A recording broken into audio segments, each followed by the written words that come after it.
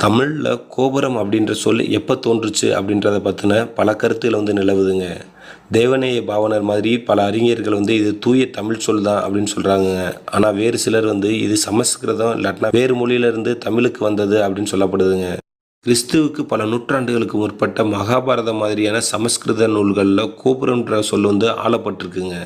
ஆனால் சங்ககால தமிழ் நூல்கள்லையும் அதுக்கப்புறம் எழுதின சிலப்பதிகாரம் மாதிரியான நூல்கள்லையும் கோபுரம்ன்ற சொல் காணப்படலாங்க.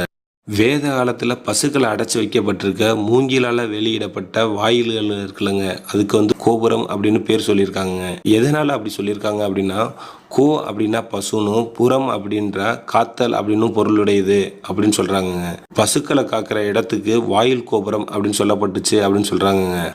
அதுக்கப்புறம் தான் அரண்மனை நகரங்கள் இதிலெல்லாம் வாயில் அமைப்புகளை இந்த பேர்லேயே அழைச்சிருக்காங்கன்னு சொல்லப்படுது. காலப்போக்கில் கோயிலோட வாயில் கட்டிட அமைப்புகளை